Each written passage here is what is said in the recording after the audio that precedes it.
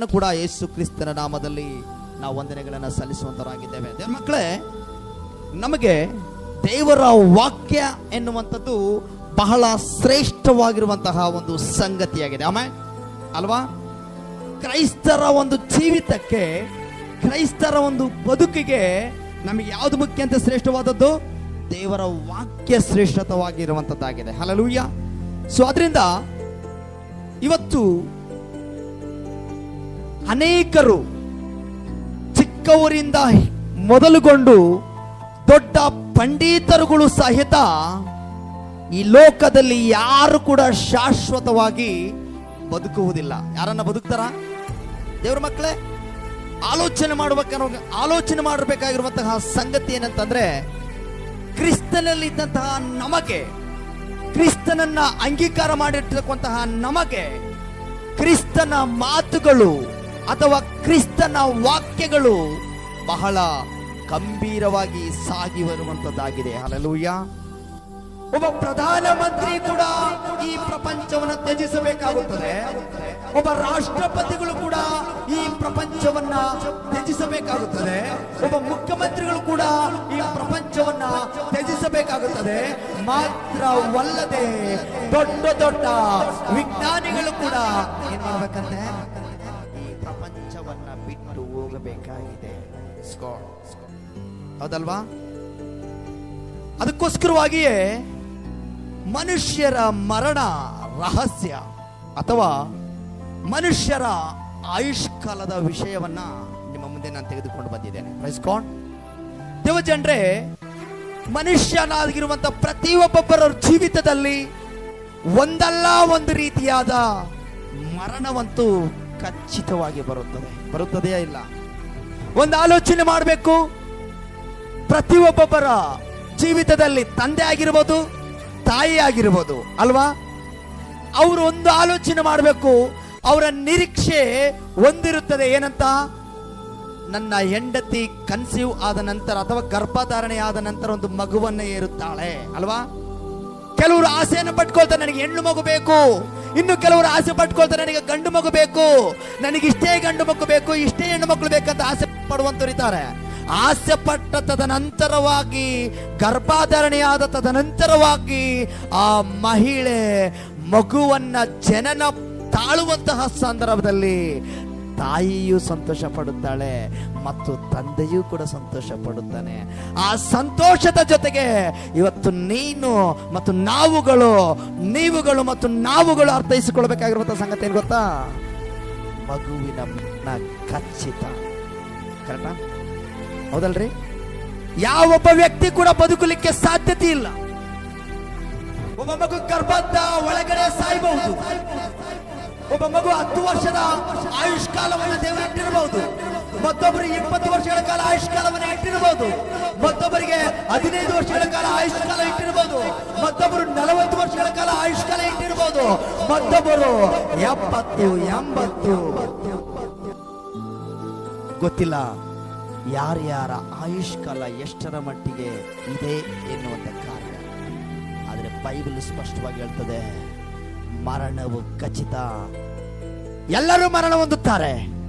ನಾನು ಹೇಳಿದ ಅವಾಗಿಂದ ಹಿಡಿದು ಮೇಧಾವಿಗಳಿಂದ ಹಿಡಿದು ಚಿಕ್ಕವರವರೆಗೂ ಮರಣ ಹೊಂದುವುದಂತೂ ಖಚಿತ. ಆ ಮರಣದ ಒಳಗಡೆ ಆ ಮರಣ ಬಂದಾಗ ದೇವರು ತನ್ನ ಮಕ್ಕಳಿಗೆ ಏನ್ ಮಾಡ್ತಾನೆ ಅಂತ ಹೇಳೋದು, ದೀರ್ಘಾಯುಷ್ಯ ಕಾಲವನ್ನ ನಮಗೆ ನೀಡುವಂತಹ ವಿಷಯವನ್ನು ನಾವು ಅರ್ಥ ಮಾಡಿಕೊಳ್ಬೇಕಾಗಿದೆ ದೇವರ ಮಕ್ಕಳೇ. Praise God. ಹಲ್ಲೆಲೂಯಾ. ಅನೇಕ ವಿಧವಾದ ಮರಣಗಳಿದೆ. ಅರ್ಥ ಆಗ್ತದಲ್ಲ?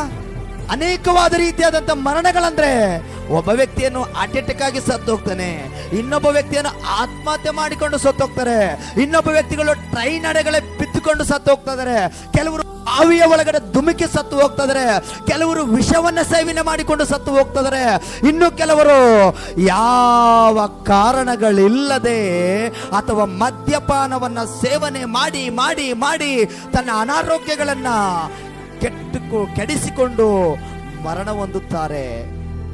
ಒಟ್ಟು ಮರಣವಂತೂ ಖಚಿತ. ಆದರೆ ಪ್ರಾಮಾಣಿಕವಾದಂತಹ ಮರಣ natural death and normal death and accident death is most important in this world.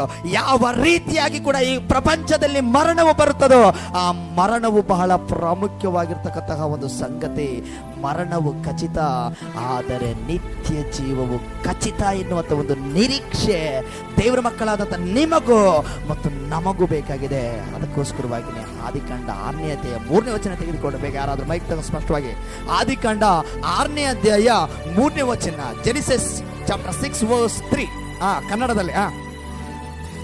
ಆಗ ಯೆಹೋವನು ನನ್ನ ಆತ್ಮವು ಎಲ್ಲಂತೆ ಮನುಷ್ಯರ ಒಳಗಡೆ ಶಾಶ್ವತವಾಗಿರುವುದಿಲ್ಲ. ಮತ್ತೆ ಸರ್ ಹಿಂದೆ ಹೋದಮ್ಮ, ಮತ್ತೆ ಸರ್ ಮೈಕ್ ಕೊಡ್ರಿ ಅವ್ರಿಗೊಂದು. ಓಕೆ, ಬೇಗ.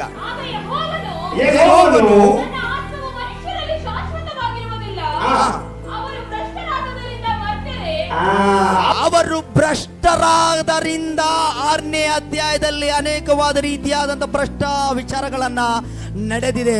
ಒಂದು ಖಚಿತ, ಮನುಷ್ಯರ ಜೀವನ ಅಥವಾ ಮನುಷ್ಯರ ಪ್ರಾಣ, ಆತ್ಮ, ಶರೀರವನ್ನ ಒಳಗೊಂಡಿರ್ತಕ್ಕಂಥದ್ದು.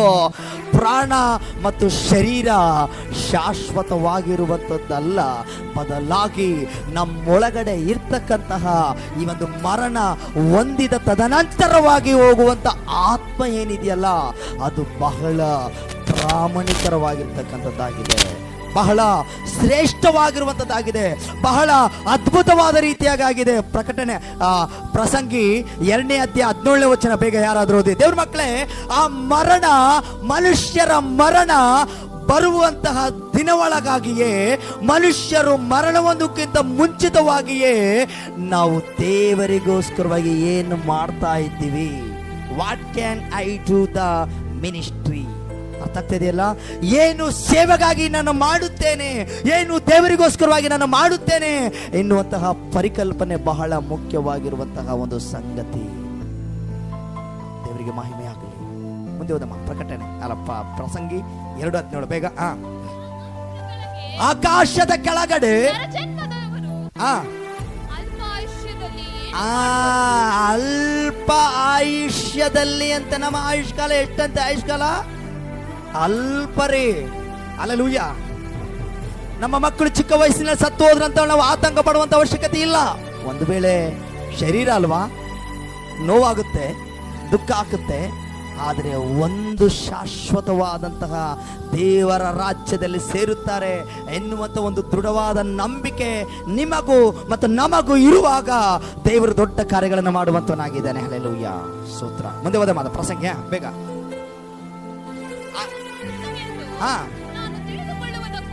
ನಾನು ತಿಳಿದುಕೊಳ್ಳೋದಕ್ಕೋಸ್ಕರ ನನ್ನ ಮನಸ್ಸು ಎನ್ನುವಂಥದ್ದು ಜ್ಞಾನದಿಂದಿರುವ 8ನೇ ವಚನದವರೆಗೆ ಪ್ರಸಂಗಿ. ಸೊ ಓದಮ್ಮ. ದೇಹವನ್ನು ದ್ರಾಕ್ಷಾರಸದಿಂದ ಉತ್ತೇಜನ ಮಾಡುವ. ಸಾಕು. ಮುಂದೆ ಹೇಳುತ್ತದೆ, ವ್ಯರ್ಥವು ವ್ಯರ್ಥವು ಸಮಸ್ತವೆಲ್ಲ ವ್ಯರ್ಥ. ಅರ್ಥ ಆಗ್ತದಲ್ಲ? ಐಶ್ವರ್ಯ ವ್ಯರ್ಥ, ಅಂತಸ್ತು ವ್ಯರ್ಥ, ಸ್ಥಾನಮಾನ ವ್ಯರ್ಥ. ನಾವು ಎನಿಥಿಂಗ್, ನಾವು ಯಾವುದೇ ಒಂದು ಉನ್ನತವಾದ ಎಜುಕೇಶನ್ ಹೊಂದಿದ್ರು ಕೂಡ ವ್ಯರ್ಥ, ಈ ಲೋಕದಲ್ಲಿ ಇರುವವರೆಗೂ ಮಾತ್ರ. ಅರ್ಥ ಆಗ್ತಿದೆಲ್ಲ? Praise God. ನಮ್ಮ ಆಯುಷ್ಕಾಲದಲ್ಲಿ, ನಮ್ಮ ಈ ಲೋಕದ ಕಾರ್ಯಗಳಲ್ಲಿ, ಈ ಲೋಕದಲ್ಲಿ ನಾವು ಚಲಿಸುವಂತಹ ಸಂದರ್ಭಗಳಲ್ಲಿ ನಾವು ದೇವರಿಗೆ ಏನ್ ಮಾಡ್ತಾ ಇದ್ದೀವಿ, ನಾವು ದೇವರಿಗೋಸ್ಕರವಾಗಿ ಏನು ಕೊಡ್ತಾ ಇದ್ದೀವಿ, ನಾವು ದೇವರಿಗೋಸ್ಕರವಾಗಿ ಏನು ನೀಡ್ತಾ ಇದ್ದೀವಿ ಎನ್ನುವಂತಹ ಭಾವನೆಗಳು, ಎನ್ನುವಂತಹ ಕಾರ್ಯಗಳು ಬಹಳ ಪ್ರಾಮುಖ್ಯವಾದಂಥ ಸಂಗತಿಯಾಗಿದೆ. ಮನುಷ್ಯರ ಮರಣ ಏನಂದರೆ ಶಾಶ್ವತವಾಗಿರುತ್ತದೆ. ಮನುಷ್ಯರ ಮರಣ ರಹಸ್ಯವಾದದ್ದು. ಅರ್ಥ ಆಗ್ತದಲ್ಲ? ನಿನ್ನ ಮರಣ ನಿನಗೆ ಗೊತ್ತಿಲ್ಲ, ನಮ್ಮ ಮರಣ ನಮಗೆ ಗೊತ್ತಿಲ್ಲ. ದೊಡ್ಡ ಸೈಂಟಿಸ್ಟ್ ಅವರ ಮರಣ ಯಾವಾಗ ಬರುತ್ತೆ ಎನ್ನುವಂಥದ್ದು ಗೊತ್ತಿಲ್ಲ ರೀ. ದೊಡ್ಡ ಮೇಧಾವಿಗಳಿಗೂ ಕೂಡ ಗೊತ್ತಿಲ್ಲ. ದೊಡ್ಡ ದೊಡ್ಡ ಮಾಧ್ಯಮದಲ್ಲಿರುವಂತವ್ರಿಗೆ ಗೊತ್ತಿಲ್ಲ, ಕೋಟ್ಯಾಧೀಶ್ವರಿಗಳಿಗೂ ಗೊತ್ತಿಲ್ಲ.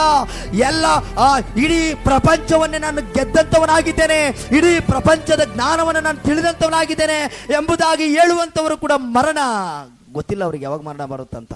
ಹೌದಲ್ವಾ?